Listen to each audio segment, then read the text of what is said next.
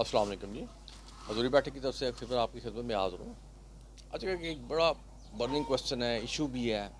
اور وہ ایشو کیا ہوتا ہے؟ لڑکوں کی اور لڑکیوں کی شادی نہیں ہو رہی، رشتے اچھے نہیں آ رہے. لڑکیوں کی عمر، لڑکوں کا تو خیر ہے، لیکن جب لڑکیوں کی عمر ایک ایج جب لمٹس کراس کر جاتی ہے تو اس کے لیے پھر ماں باپ کے لیے وہ بہت زیادہ ٹینشن بن جاتی ہے کہ اب کیا بنے گا.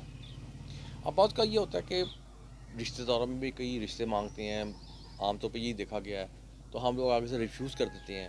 اور جب ریفیوز کرتے ہیں تو وہ آگے سے اپنی اس کو انا کا مسئلہ بنا کے تو پھر کالے پیلے ادھر ادھر جا کے تو لڑکا ہو یا لڑکی ہو اس کے رشتے کو بلاک کرواتے ہیں.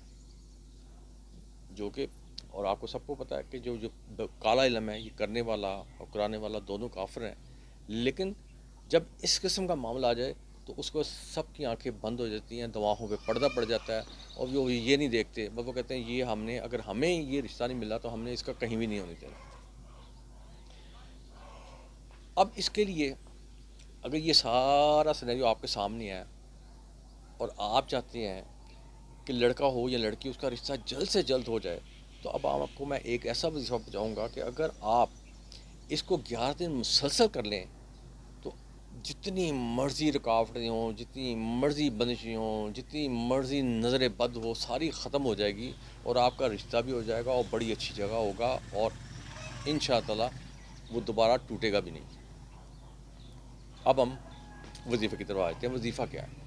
بڑا چھوٹا سا ایک وظیفہ ہے جس کو آپ نے، میں نے پہلے کہا کہ 11 دن آپ نے مسلسل کرنا ہے، اور یہ اس کو آپ کسی بھی نماز کے بعد کر سکتے ہیں، اور اگر نماز کے بعد نہیں تو اوپن بھی اس کو جب کر سکتے ہیں. اب وظیفہ کیا ہے؟ وظیفہ سمپل ہے. قرآن پاک میں ایک سورہ ہے، سورہ فرقان.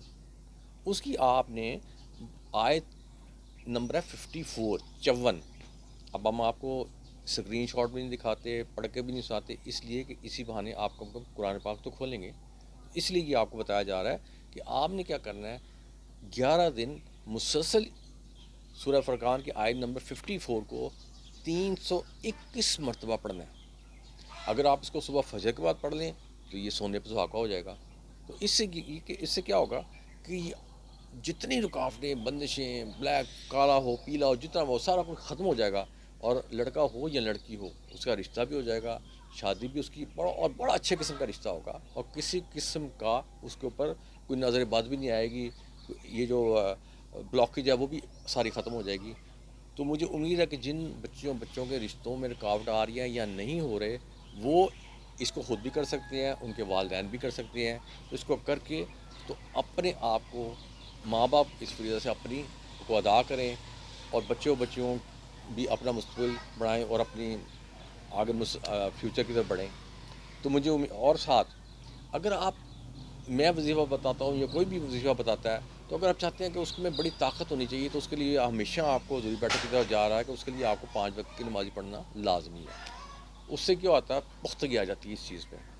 تو مجھے امید ہے کہ آپ جو بھی بچے یا بچی یا ان کے پیرنٹس یہ سن رہے ہیں، انشاءاللہ وہ اس سے بھرپور فائدہ اٹھائیں گے اور حضوری بیٹھک کو دعائیں بھی دیں گے. کیونکہ حضوری بیٹھک نے اللہ تعالیٰ کی جو قرآن پاک کی ایک آیت کا آپ کو چھوٹا سا وظیفہ بتایا ہے، اور انشاءاللہ امید ہے کہ اس سے آپ کے یہ جو مسئلے مسائل ہیں شادیوں کے سلسلوں میں یہ ختم ہو جائیں گے. اب اس کے ساتھ ہی مجھے آپ اجازت دیں. یہ کہنا بدو وہی نستعین.